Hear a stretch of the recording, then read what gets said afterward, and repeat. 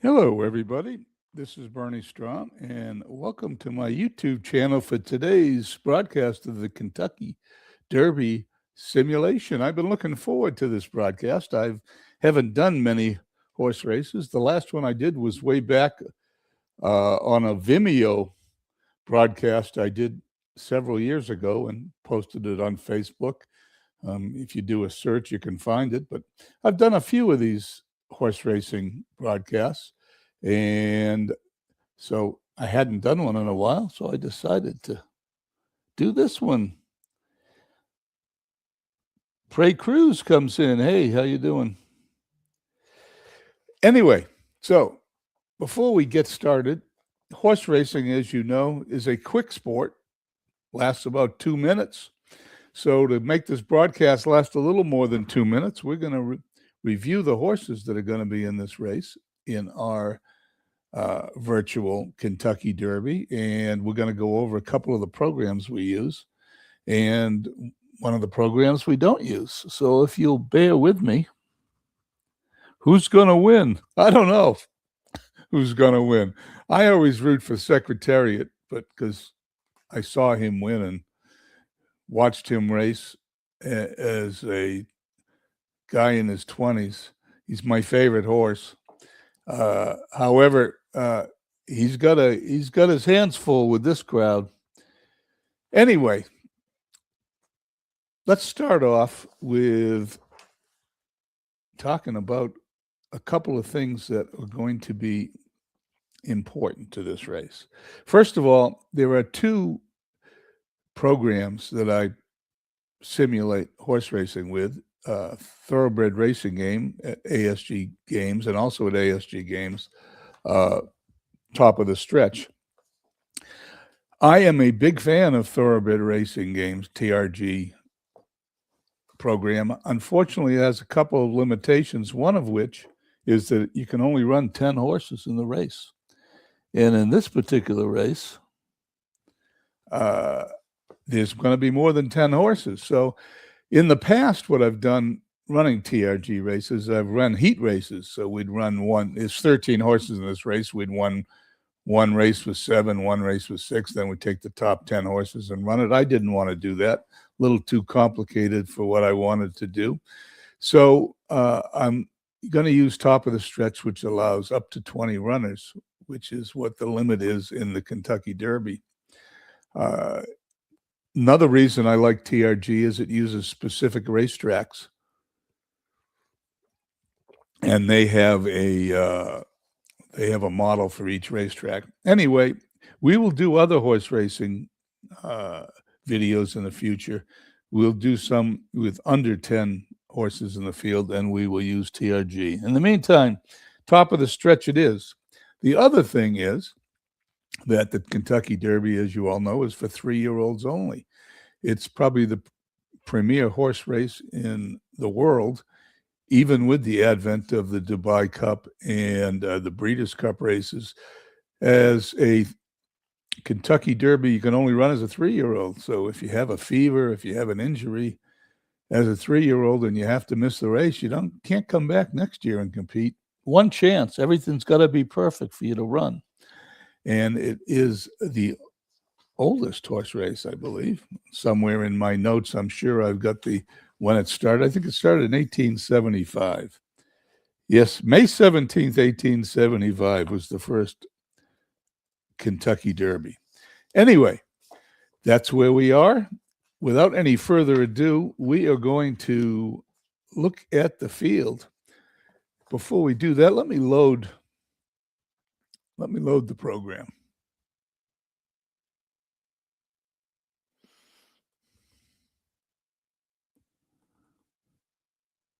Those are the horse racing programs I have on my computer. And we're going to go to Top of the Stretch.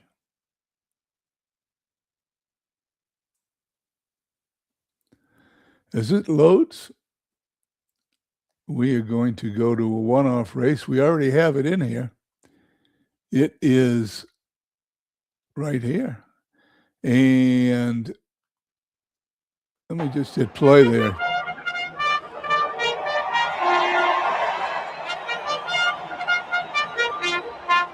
Well, I don't want all that noise in the background, so we'll leave that off.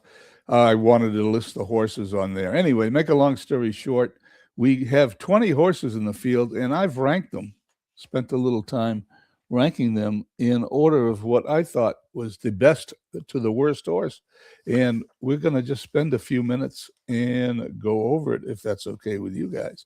It will not be a long broadcast. It'll be less than 30 minutes, so we're not going to take up a lot of time. Secretariat was ranked number 1. These are the Triple Crown horses. And Secretariat is my pick for number 1, and I believe he's the headline horse. Everybody knows Secretariat. His Derby time is the fastest in Derby history. His time was 1 minute, 1:59.4. And that wasn't the race, though. Everybody remembers the Belmont Stakes when he won the Triple Crown by 30 or so, 31 lengths. I think he's the horse to beat. He should be the favorite. I'm not sure he's the favorite. We'll check the odds when we start the program. Citation, as I list as number 2, Citation was the 1948 Triple Crown winner, brought class, consistency, and he was a very businesslike horse. He belonged to Calumet Farms, which is one of the most famous farms in Lexington, Kentucky. If you ever get a chance to visit Lexington, the horse farms there are a great tour, and they are beautiful. Anyway, he would be my number 2 pick. So let's go back. Secretariat's the horse to beat, in my opinion. Clean Trip makes him a likely favorite. For Citation, if the pace becomes demanding, Citation's one of the horses likely to keep running when the others shorten their stride. So he's a closer. Seattle Slew, I've rated number 3 in the race. Seattle Slew outlook, he's just a good horse. And if he gets out in front and no one presses him, he's liable to take the field wire to wire. Count Fleet, I have rated 4th. He's a stalker.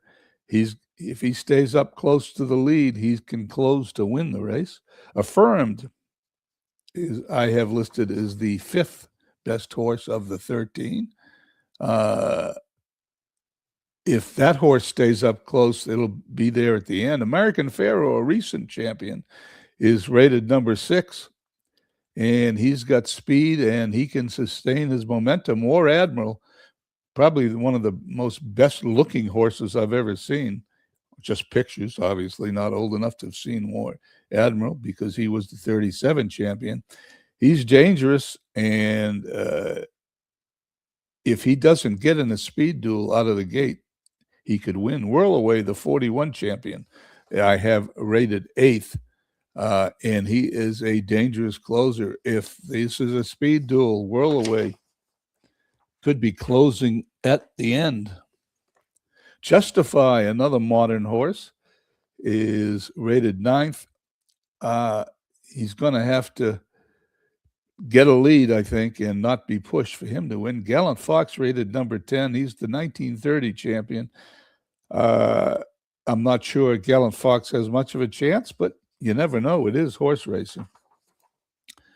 Number 11, Omaha. Omaha was the 1935 champion, and he's going to need this whole field to collapse for Omaha to win. Assault is the 1946 champion. He's going to be a long shot. And Sir Barton is number 13 and last in my list. And he's going to need a little assistance to win this race. Let me just give you a brief history of the Kentucky Derby. The Kentucky Derby began in 1875. I'm reading this. If it doesn't sound like I'm saying it off the top of my head, I'm not. I want to make sure I get it all right. The creation of a racing tradition that would become one of America's oldest continuous sporting events. Aristides won the first running. It was at 1.5 miles. Oliver Lewis was in the saddle. The race later settled at 1.25 miles in 1896. The distance would become familiar to generations of racing fans, and it still is at 1.25 miles. The Derby became known as the Run for the Roses, a phrase that captures both its beauty and its pressure. It is the first jewel of the Triple Crown, followed by the Preakness and the Belmont Stakes. Only 13 horses have swept all three races. To win the Derby is difficult enough. To win the Derby, Preakness, and Belmont puts you in a different class all by yourself. Anyway, that's a little bit about the race. The fastest winning times, Secretariat's got the fastest at 1:59. Monacas is 1:50, is about a half a second slower in 2001. There is no other horse in the race that has anywhere in the top 10 besides Secretariat. Okay, let's take a minute and go over the Top of the Stretch program. As I get to my notes, Top of the Stretch is a program that I was first introduced to several years ago. It's a math program. And when I first used it, it's like going to math class. You roll the dice, you look up a number, you write it down on a piece of paper, you add it up.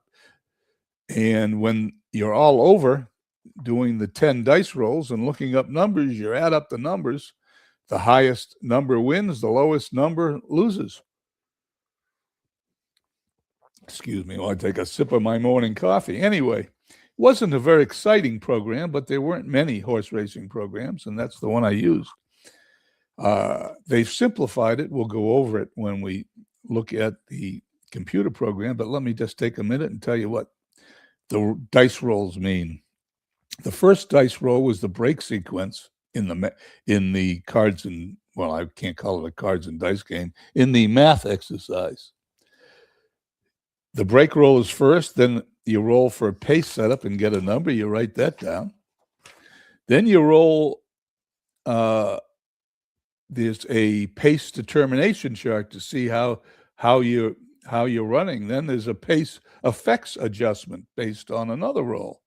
Then there's a fifth roll, which is the race position roll. It's more like checking the form that your horse is in. Then you'd make a roll to see if your horse got in any trouble during the race. Then there's a race factors roll that has different characteristics. Still adding up the numbers. Now you're at the stretch and you roll again for the stretch to see how good you are in the stretch. And then you roll to get the order of finish. If there's a photo finish, you have to roll a 10th time to get the finish of the race. And if that wasn't enough, you got to roll the 11th time to see if there's a disqualification. Anyway, as you can see, that's not a lot of fun it's like going to math class. Have you tried play games? I have play games here. I have not tried it. It looks like a fun game. My initial reaction is, by looking at it, it takes a long time to play for a 2-minute race. It loses something in the translation. But I like red, white, and blue racing their NASCAR game. I'm assuming when I finally get around to using plays games, I'm going to like that game too. I just bought it, actually. I got the free game and never played it. And then I bought the game that just came out because I'm going to support anybody who does horse racing. As we go to the computer program, which we're about to do, there's going to be 4 clicks of the mouse.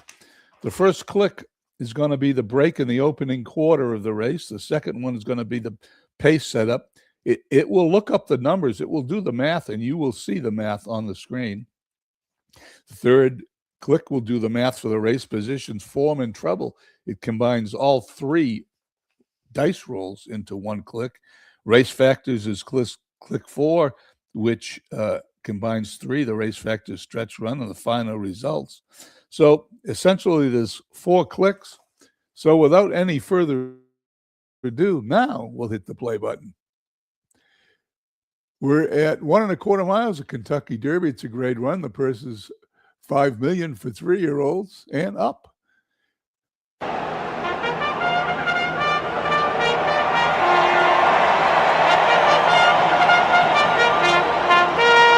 I did the pole position randomly, and the pole position has Sir Barton in the pole at 17-1.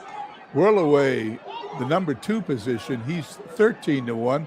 Loftus is the jockey on Sir Barton. Eddie Arcaro is the jockey on Whirlaway. Count Fleet, 10-1, is in the third gate. Johnny Logden is the jockey. Citation, and we had a jockey on 2 horses, so I had Eddie Arcaro did Whirlaway and Citation. Eddie Arcaro stayed with Whirlaway, and I put Jerry Bailey on Citation. He's the only jockey that is not the jockey that was on the horse that won the Triple Crown. Citation is 9-1 in the 4th position. In the 5th position is affirmed at 6-1. 6-1 is the second favorite in the race. Steve Cawthon is the jockey. Seattle Slew in the 6th spot, 12-1. Krugett is the jockey. Saunders is on Omaha, who's in the 7th position. He's 15-1. The modern horse Justify, 13-1, is in the 8th position. Mike Smith is the jockey. War Admiral is number 9. He's 8-1. Kurt Singer is the jockey. Assault in the number 10 spot is 11-1 with Methstrins, I guess you pronounce it, in the jockey. Gallant Fox, 13-1 in the 11th spot. Sand is the jockey. Secretariat with Ron Turcotte, 9-2 favorite in the race. He's in the 12th spot. And the outside pole position, American Pharaoh, 7-1 with Victor Espinoza. Well, we're going to start the race. It's going to stop for the dice rolls. As you can see, these are the numbers that the dice rolls pertain to. You are not going to see the dice rolls, but you'll see the math fill in all these spaces in the middle and the right. Without any further ado, we're at Churchill Downs, and we're off. They are at the gate. They're all in line. And they're off. Citation and takes the lead. American Pharaoh on the outside. War Admiral just inside of him. We're going to get to the end of the first roll, and it's going to be Citation, American Pharaoh, War Admiral, Seattle Slew, and Justify. As you can see, the numbers start to fill in on the top. We're going to continue the race. Citation still got the lead. American Pharaoh still on the outside. Justify moving up next to Citation. Whirlaway is coming in the middle of the pack. Secretariat on the outside. And we've stopped at the next spot. Just Citation still leading the race. Justify number 2. Jerry Bailey, Mike Smith. American Pharaoh with Vic Espinoza is 3rd. War Admiral, Kurt Singer, and Seattle Slew is next. The numbers continue to fill in at the top. Citation still on the lead. American Pharaoh still 2nd. Whirlaway stalking and moving up into the 3rd spot. He's moving up into the 2nd spot. They're at the top of the stretch. We're at the top of the stretch. Citation, Whirlaway, American Pharaoh, Gallant Fox, Secretariat is 6th at 9-2. Can Secretariat come in and close? Let's find out. It's going to be quite a task. Citation still on the lead. Secretariat doesn't seem to have it today. Citation still on the lead. Citation starting to pull away. Whirlaway 2nd. Gallant Fox is going to finish 3rd. And Secretariat's up to finish either 4th or 5th. And that is the simulated Kentucky Derby as Sir Barton, the number 1 horse, crosses the finish line. And there we go. It's a photo finish for 4th. American Pharaoh noses out. Secretariat. There's the finish. Citation, the winner at 9-1, pays $20.80, $10.60, $7.20 to show. Whirlaway at 13-1, $14 and $9.20. Gallant Fox, $9.40 to show. American Pharaoh finished out the superfecta. The race is an interesting time. Wait a second. I need to double check this. The race is one tick off the 159.4 Secretariat fastest winning time. So there is no fastest winning time today, but Citation won his race. Let's go to the report on the race. It will give you the full report here. And there it is. Citation led wire to wire. These are the numbers that we talked about, and these are the numbers you add up to get to the finish. Secretariat started 9th, was 6th, and just couldn't close. Anybody else? Let's see. War Admiral faded, and Seattle Slew broke okay, but he faded too. That's what it looks like. If you guys, I'm going to write this up. I'm going to print it on my Facebook page, and we'll have a story to write along with it that will follow along in the race. I want to thank Praise Cuz coming by. Thank you for telling me it was a good job. And I am going to get to that Play Races game. In fact, I may do it this weekend just for fun. Anyway, thank you all for coming by. We will see you on our next broadcast. We will probably have something for the Preakness. I'm not sure what I'm going to do, but we'll do something. Anyway, have a nice Saturday. Enjoy the real race if that's your thing and you want to watch it. It's a lot of fun. Have a nice Saturday, everybody.